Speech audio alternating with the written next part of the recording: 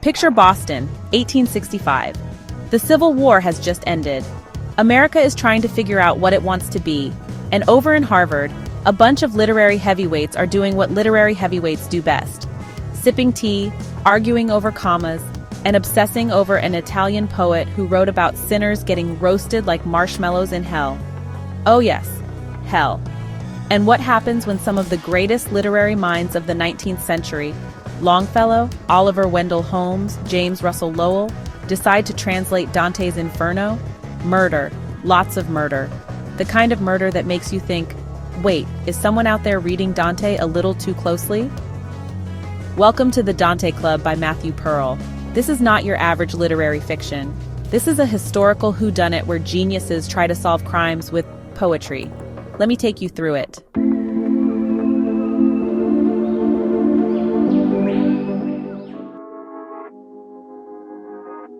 Boston, 1865. The city's still shaking off the dust of war, and academia is full of men who take themselves very, very seriously. Henry Wadsworth Longfellow, poet extraordinaire, is grieving the loss of his wife. To cope, he throws himself into a massive project, translating Dante's Divine Comedy from Italian into English. Not a small task, considering Dante's masterpiece is full of dense medieval Italian, layers of allegory, and of course, some pretty graphic depictions of eternal punishment. But Longfellow isn't alone. He's got his crew, what they call the Dante Club. These aren't just any old book club members with wine and cheese. Oh no, these are literary titans. Oliver Wendell Holmes, the doctor poet, the guy who could probably write a sonnet while amputating a limb. James Russell Lowell, fiery, passionate, and possibly the kind of person who'd fight you over a semicolon. J.T. Fields, publisher of the legendary Ticknor and Fields. If books were rock stars, this man would be their manager.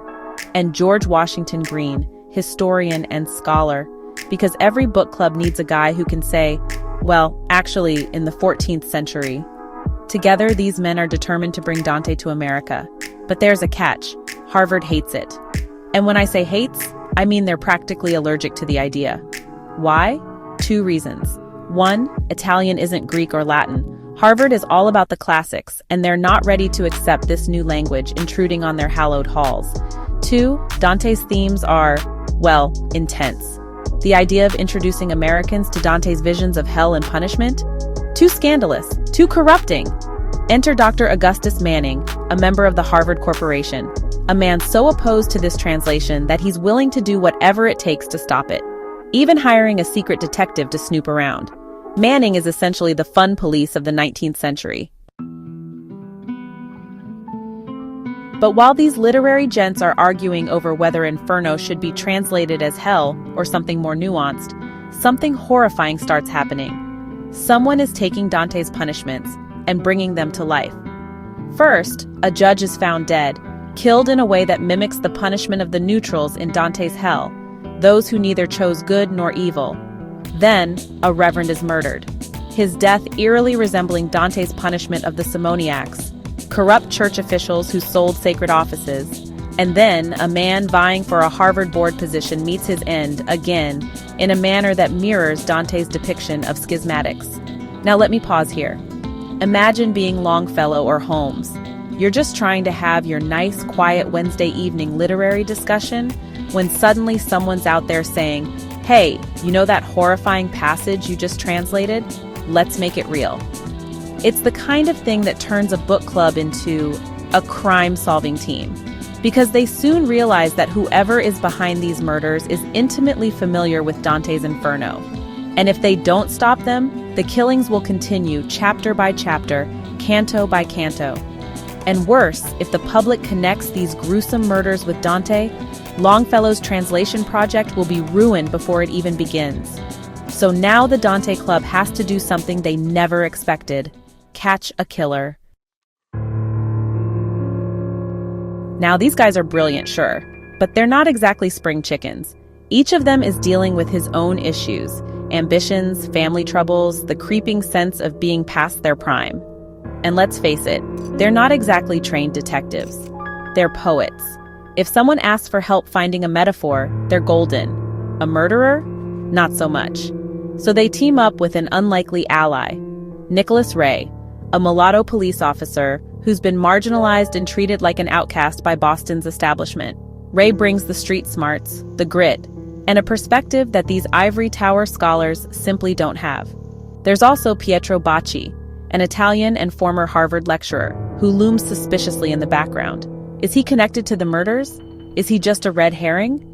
The tension builds as they all race to figure out who's translating Dante's hellish visions into bloody reality.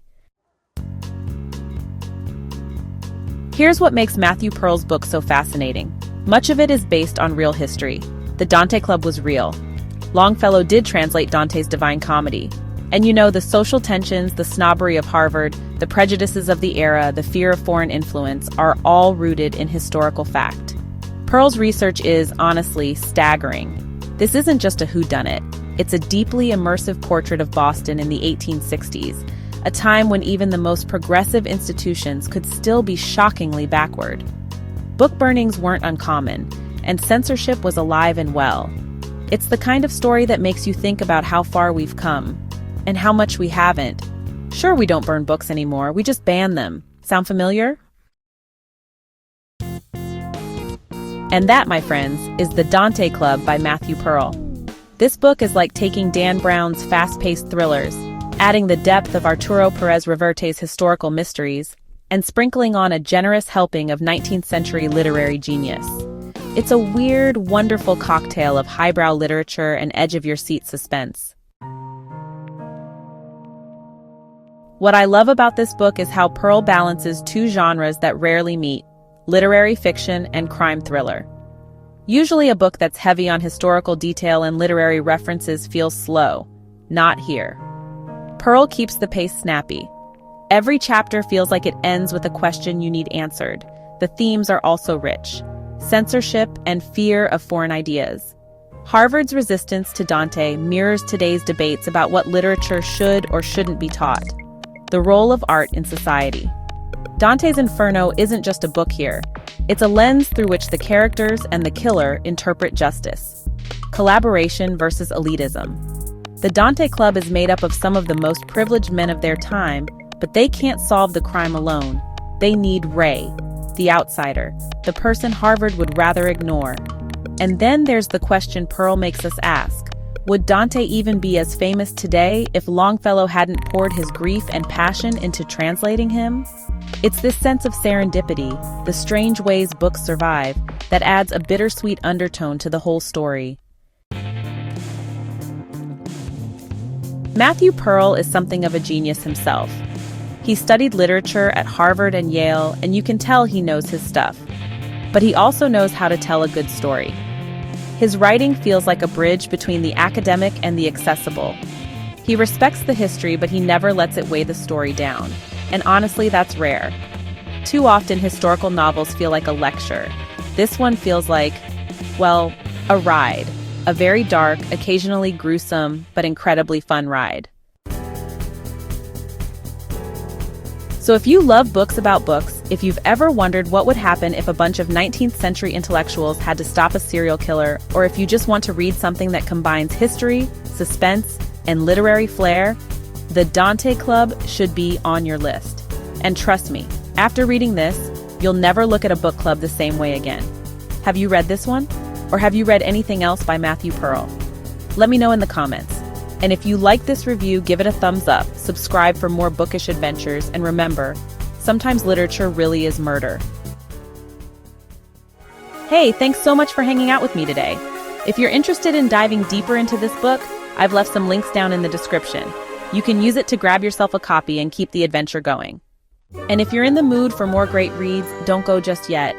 Click on one of the videos popping up right now that I think you'll love.